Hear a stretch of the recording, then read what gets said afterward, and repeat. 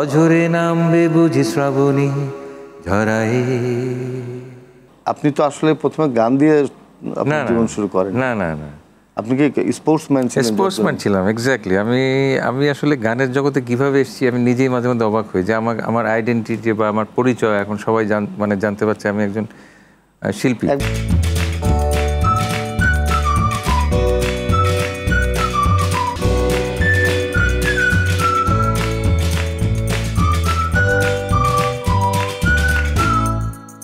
প্রতি দর্শক, আরটিভি আয়োজিত অক্ষরের গল্প অনুষ্ঠানে আপনাদের সকলকে স্বাগত জানাই। আমাদের অক্ষর, আমাদের বর্ণমালা, আমাদের মাতৃভাষা রক্তে ধোয়া এক দীর্ঘ সংগ্রামের ভেতর দিয়ে অর্জিত হয়েছে আমাদের মাতৃভাষার অধিকার, আমাদের বাক স্বাধীনতা। কিন্তু সবসময় যে বাক স্বাধীনতা আমরা পেয়েছি তা কিন্তু না। আমরা গানে, কবিতায়, আমাদের চলচ্চিত্রে, নাটকে সবসময় আমরা সেই কথা বলার অধিকার চেয়েছি। আর এই অধিকার অর্জনের যে সংগ্রাম, যে স্লোগান, সেটি সম্পূর্ণ আমাদের এই বাংলা বর্ণমালা, বাংলা অক্ষরের ভেতর দিয়ে সবসময় উচ্চারিত হয়েছে। অগ্নিগর্ভ এই বর্ণমালা, এই অক্ষরের যে মূল্য, সেটি আমরা কখনো দিতে পারবো না। অনেকে রক্ত দিয়েছেন, সেই সব বীর শহীদদের স্মৃতির প্রতি সবসময় গভীর শ্রদ্ধা নিবেদন করি। আজকে আমাদের অতিথি যিনি আছেন, মেজবা রহমান, গুরুত্বপূর্ণ ব্যান্ডের একজন অন্যতম নায়ক, ডিফারেন্ট টাচ। আমরা আজ অক্ষরের গল্প এই আয়োজনে আমরা মেজবা রহমানকে পেয়েছি, তাকে অনেক অনেক ধন্যবাদ এবং স্বাগত জানাই। মেজবা ভাই, আছেন কেমন আপনি? ভালো আছি। আর কয়েকদিন পরেই শ্রাবণ আমরা পাবো। জি, শ্রাবণের মেঘগুলো জড়ো হলো আকাশে, এর শুরুটা কেমন ছিল? গানটা আসলে মানে আমি গেয়েছি, কিন্তু গানটা লিখেছে এবং সুর করেছে আরেকজন। ওনার নাম কি? ওর নাম হলো আশরাফ বাবু। তো আপনি এই যে গানটা যখন গাইলেন এবং গাওয়ার সাথে সাথে কিন্তু তরুণদের মধ্যে একটা বেশ আলোড়ন তৈরি হলো। হ্যাঁ, গানটা কত সালে আপনি গাইলেন আপনাদের ডিফারেন্ট টাচ থেকে? এটা হলো 90-এর প্রথম দিকে। এই গানটা কীরকম বিক্রি হয়েছিল? তারা মানে ওই সময় নাকি আমাদের বিকৃত আমাদের ক্যাসেট, হ্যাঁ, সবচেয়ে বেশি বিক্রি হওয়া সিডি বলে আমি বিশ্বাস করি, কারণ আমি যেখানেই যাইতাম এই গানটা শুনতাম এবং ভালো লাগতো। গ্রামে কোনো সময় মানে গান শুনে যে বিরক্তি আসে না, একটা গান বারবার বাজতেছে, সেটা মনে হয়নি কোনোদিন। মনে হচ্ছে না গানটা শুনি। শ্রাবণের মেঘগুলো, সুরের মধ্যে একটা কেমন মাদকতা। জি জি জি, আমি আপনার কণ্ঠে যদি একটু শুনি গানটা। গানটা না, শ্রাবণের মেঘগুলো জড়ো হলো আকাশে, অঝরে নামবে বুঝি শ্রাবণী ঝরায়। শ্রাবণের মেঘগুলো জড়ো হলো আকাশে, অঝরে নামবে বুঝি শ্রাবণী ঝরায়। আজ কেন মন উদাসী হয়ে দূর জানাই চাই হারাতে। আজ কেন মন উদাসী হয়ে দূর জানাই চাই হারাতে। শ্রাবণের মেঘগুলো জড়ো হলো আকাশে, অঝরে নামবে বুঝি শ্রাবণী ঝরায়। দুর্দান্ত, আপনার কণ্ঠ খুবই সুন্দর। আপনি তো আসলে প্রথমে গান দিয়ে আপনার জীবন শুরু করেন। না না না, আপনি কি স্পোর্টসম্যান ছিলেন? স্পোর্টসম্যান ছিলাম, এক্স্যাক্টলি। আমি আসলে গানের জগতে কিভাবে এসেছি আমি নিজেই মাঝে মধ্যে অবাক হই যে আমার আইডেন্টিটি বা আমার পরিচয় এখন সবাই জানতে পারছে আমি একজন শিল্পী। একবার খেলাধুলার জগতের লোক আপনি। আমি সম্পূর্ণ খেলাধুলার জগতে ছিলাম। আমি মডার্ন স্পোর্টিং ক্লাবে জয়েন করেছিলাম আর কি, মানে ফুটবলে।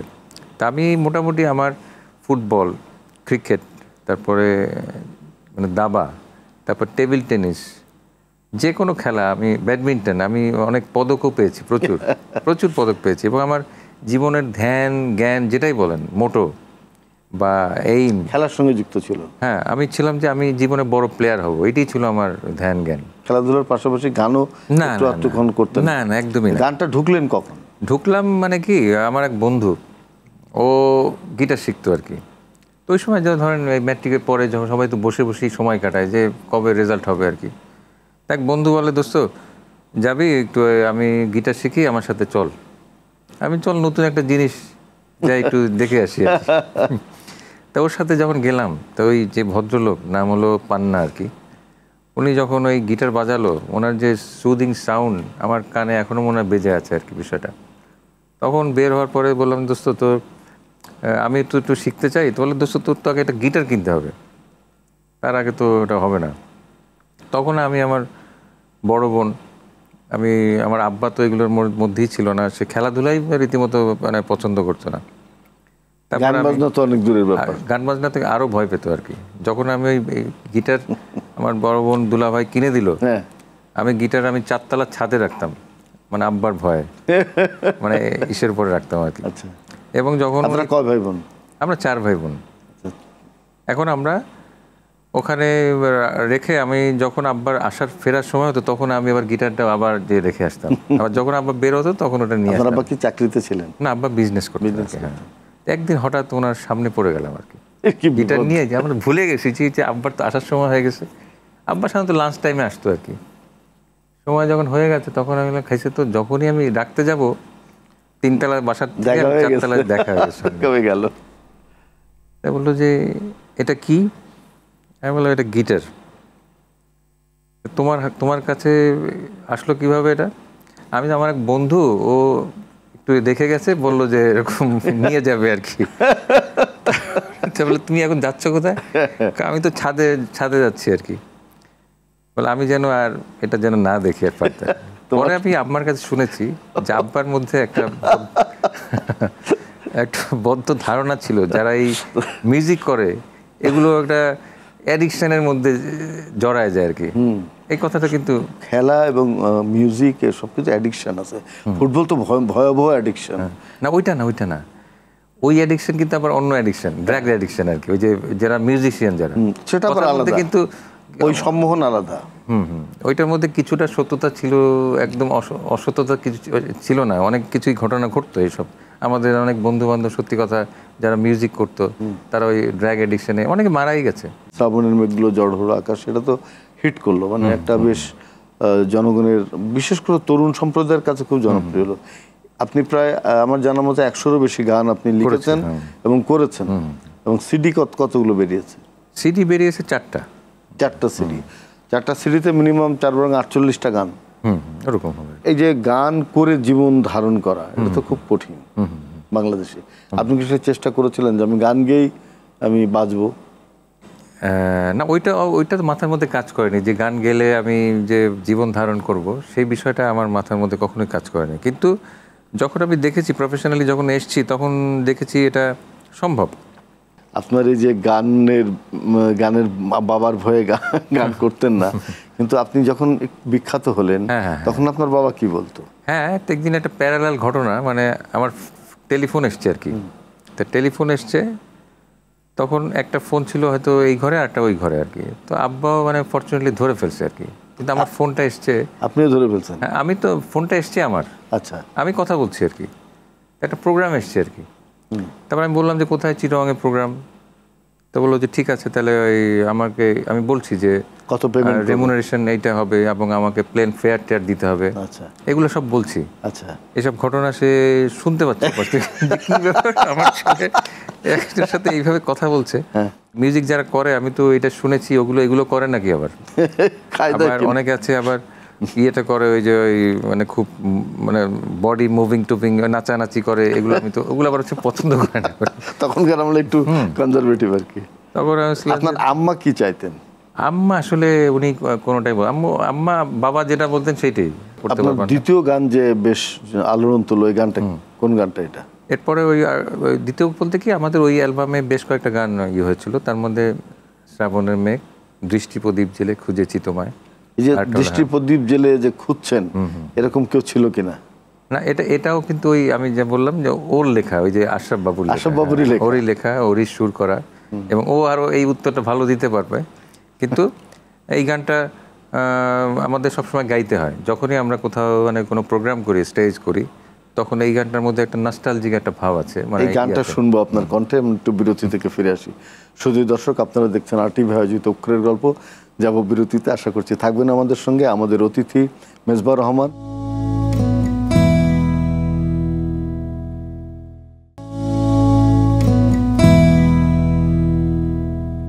প্রিয় দর্শক, আপনারা দেখছেন RTV আয়োজিত অক্ষরের গল্প। ফিরে আসছে বিরতির পর। আমাদের সঙ্গে আছেন মেজবা রহমান, দেশের প্রখ্যাত ভিন্ন ধারার শিল্পী। মেজবা ভাই, যে গানটির কথা আপনি বললেন যে সবাই এই গানটি মঞ্চে গেলে শুনতে চাইতো, কেন? এই গানটার মধ্যে একটা, আমি যখন সাধারণত আপনার যে গান আমরা যে প্রোগ্রামগুলো করি সেগুলো ম্যাক্সিমাম হয় রিইউনিয়ন কোনো কলেজ, ইউনিভার্সিটি, স্কুলের। তো তাদের সেই স্কুল জীবনের কথা বা কলেজ জীবনের কথা মনে পড়ে। হ্যাঁ, দৃষ্টি প্রদীপ জেলে খুঁজেছি তোমায়, দৃষ্টি প্রদীপ ফেলে আসা দিনগুলো শুনে না একটু গানটা। ফিরে যেতে চাই আর কি। এই জীবনে তুমি ছাড়া আর কিছু নাই, হারিয়ে যাওয়া স্মৃতি ফিরে পেতে চাই। দৃষ্টি প্রদীপ জেলে খুঁজেছি তোমায়, ফেলে আসা দিনগুলো মনে পড়ে যায়। এই জীবনে তুমি ছাড়া আর কিছু নাই, হারিয়ে যাওয়া স্মৃতি ফিরে পেতে চাই। দৃষ্টি প্রদীপ জেলে খুঁজেছি তোমায়, ফেলে আসা দিনগুলো মনে পড়ে যায়। বাহ, থ্যাংক ইউ। মন কি যে চাই, জি, এই গানটির কথাও একটু যদি বলেন। এই গানটি একটা বিশাল স্টোরি, মানে স্টোরি হিস্ট্রি যেটাই বলেন। আমরা যখন ওই অ্যালবামটা করতে আসি, ওই ব্যান্ড থেকে একটা ছোট্ট ঘটনায় আমি বের হয়ে যাই ব্যান্ড থেকে। হঠাৎ করে খবর পেলাম যে আমার যে কিছু নিজের লেখা সুর করা গান, ওগুলো সেই পুরনো, যেহেতু আমি ওইখানে ওই ব্যান্ডের সাথে ছিলাম, তারা সব গানগুলো জানে। ওই গানগুলো ওরা রেকর্ডিং করছে, মানে ঢাকায় ওরা এসেছে রেকর্ডিং করতে। এইটা শোনার পর আমার মাথা আর কাজ করেনি। আচ্ছা, তখন আমি কি করলাম, আমার কিছু বন্ধু বান্ধবদের সাথে মিলে আমি চলে আসলাম। আমি আবার ওই গানগুলো, কারণ আমার রেকর্ডিং করা ছাড়া কোনো ওয়ে ছিল না। কারণ কি, তখন আমাদের গানগুলো যখন মোটামুটি শেষের পথে, তখন উইনিং ব্যান্ডের শেলি ভাই ছিল, চন্দন ভাই ছিল। তখন ওরা বলল যে একটা গান তারা আমাদেরকে দিতে চায়, মন কি যে চায় বলো, যারে দেখি লাগে ভালো। এই গানটা তো শুনে আমরা খুবই পছন্দ করলাম, যে অনেক সুন্দর একটা গান, একটা সমসাময়িক, একটা আধুনিক একটা গান। তারপরে গানটা আমরা যখন করা যখন শেষ হয়ে আমরা যখন কোম্পানিতে আমরা ওদেরকে দিয়ে দিই, ওরা তখন অ্যালবাম বের করবে, ঠিক তখনই কোম্পানি থেকে ফোন আসে যে এই অবস্থা, যে ওই একটা গানের জন্য আমাদের এই অ্যালবামটা বের হবে না। আমাদের ওখানে প্রচুর মাস্তান টাস্তান, ওরা একদম পিস্তল বন্দুক নিয়ে হাজির হয়েছে সেই কোম্পানিকে, যে এই গানটা যদি বের হয় তাহলে তোমাদের খবর আছে আর কি। সমস্যাটা হয়েছে ওইটা অন্য একটা গ্রুপ আবার এই গানটা তারা দাবি করছে যে এটা তাদের গান। লেখক এবং সুরকার হায়দার ভাই আর কি, সে পরে আমাদেরকে লিখিতভাবে ওইটা দিয়ে দেওয়ার পরে স্ট্যাম্পে লিখে দেওয়া, তখন ওরা আর কিছু করতে পারেনি।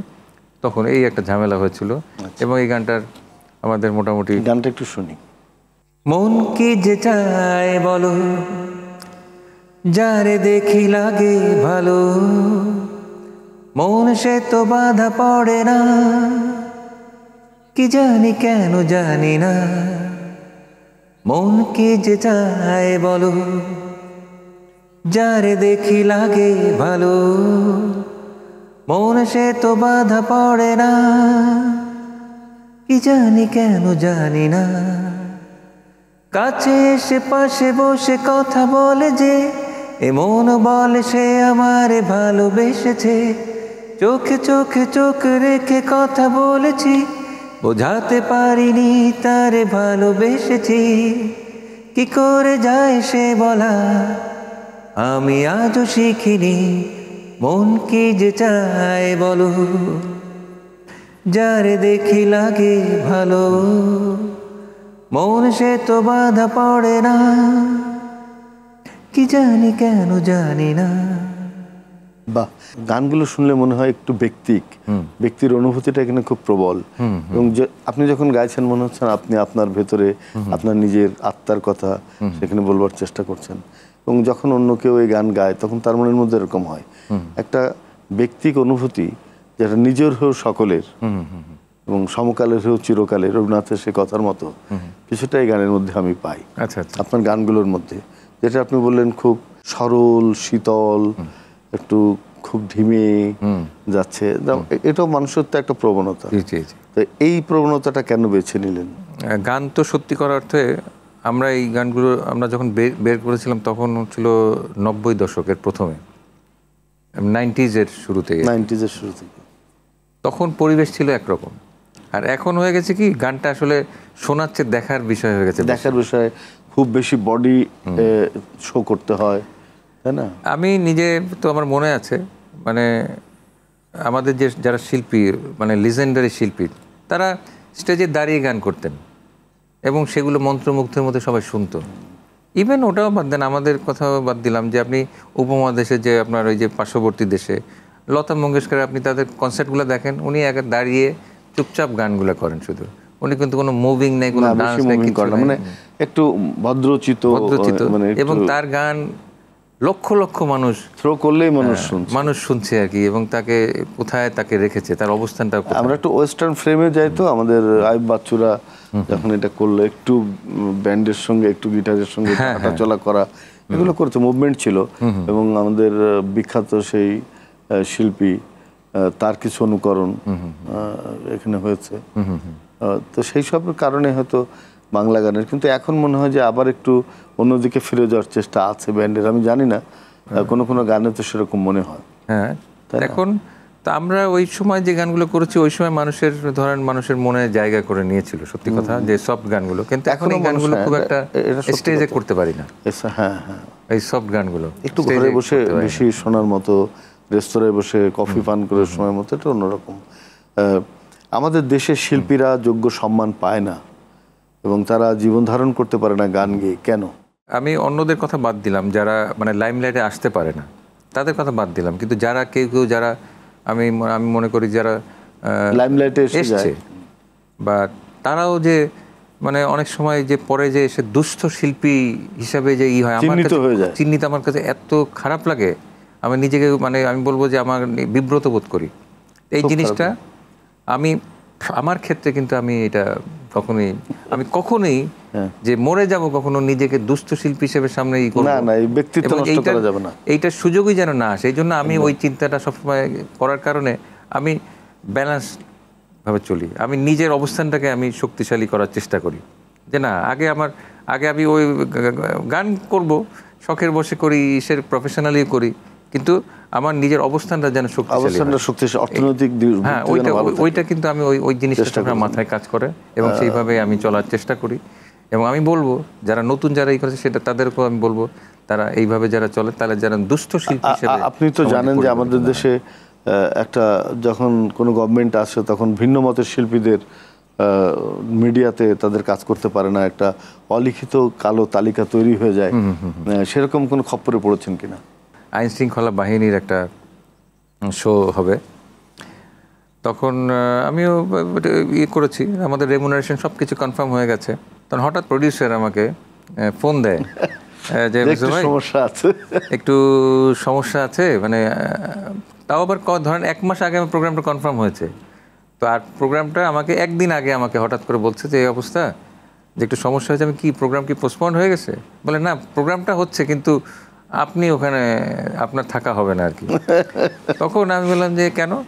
বলে কেউ হয়তো এখানে বলছে যে আপনি হয়তো বা কোনো মতালম্বী ভাই। আসলে আমি কোনো, সত্যি কথা, আমি একদম সরাসরি রাজনীতি করেন না, আমি জানি ব্যক্তিগতভাবে, আমি জানি ইনভলভ না। কিন্তু এই যে ভাবে শিল্পীদেরকে ডিজার্টেড করে দেওয়া হয়েছে, তার কালো তালিকা করা হয়েছে, অলিখিতভাবে তাদেরকে ব্যান্ড করা হয়েছে, এইটার বিরুদ্ধে আপনার কোনো কথা আছে কিনা? আমাদের কিছু গান আছে যেগুলো রাজনীতি বেস কিছু গান, এবং আমরাই প্রথম করেছি বলা যায়, মানে বাংলাদেশে রাজনীতির উপরে গান আমরাই করেছি। হাল জামানার রাজনীতি ভাই করতাছি যে আমরা সবাই, মুখে মুখে স্বদেশ প্রেমী, আসলে তা অন্তরে নাই, এমন হায় একবার দুইবার নেতা হইবার চায়, শুনছি নাকি নেতারা সব মার্সিডিজ চালায়।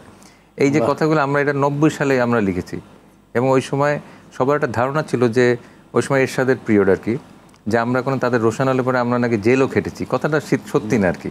তো এই গানগুলো যখন আমরা বিভিন্ন জায়গায় করতাম, তখন আমাদেরকে বলতো যে এই গানগুলো করা যাবে না। আর আরেকটা গান আমার আছে যে রাজা যায় রাজা আসে, একটা গান আছে, সেটা ওই একই অবস্থা, মানে এই গান দুটো আমরা করতে পারতাম না আর কি। মানে এটা একটা রাজনৈতিক বিবেচনায় নেওয়া হতো। হ্যাঁ, হ্যাঁ। তো যাই হোক, আপনার স্বপ্নের কথা একটু যদি সংক্ষেপে বলেন, তারপরে আপনার ওই রাজনৈতিক গানটা শুনতে শুনতে কিন্তু শেষ করব। আপনার স্বপ্নের কথা একটু শুনে নিন। এখন ওই আমার একটু লেখালেখি করার অভ্যাস আছে আর কি। তো এখন ওই অনেক লিখেছি কবিতা, প্রবন্ধ বা আপনার ওই উপন্যাসও, মানে অনেক কিছু লেখা টেখা, কিন্তু এগুলো প্রকাশিত হয়নি।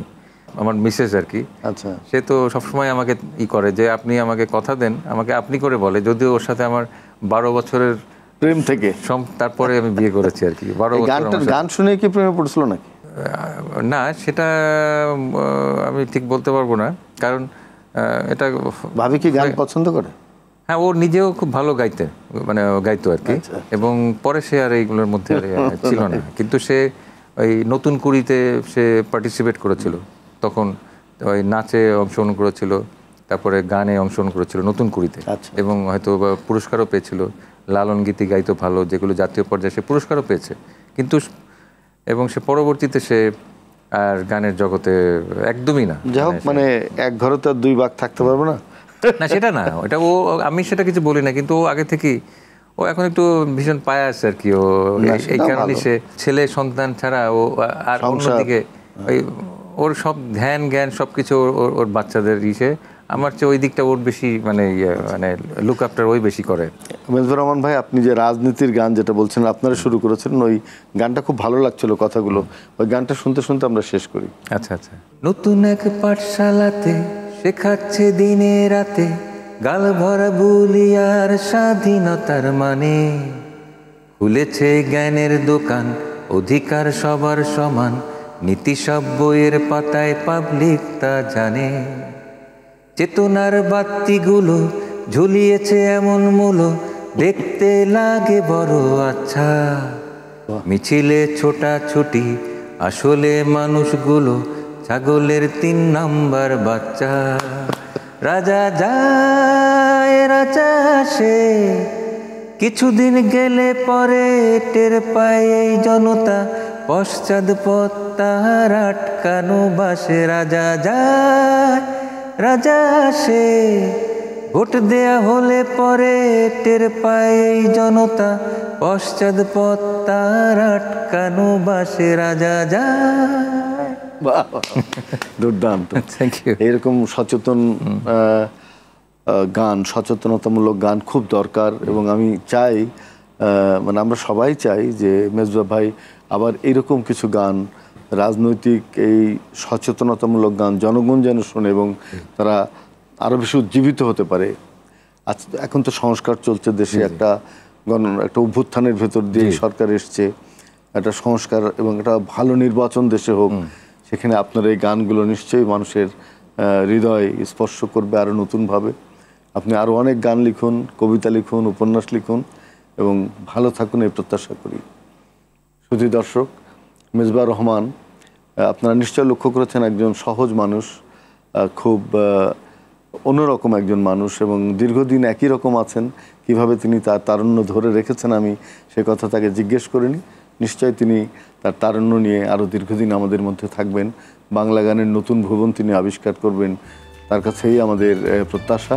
অক্ষরের গল্পের আয়োজনে আজকে যারা আমাদের সঙ্গে ছিলেন সবাইকে অনেক অনেক ধন্যবাদ। আপনারা ভালো থাকবেন, সুস্থ থাকবেন।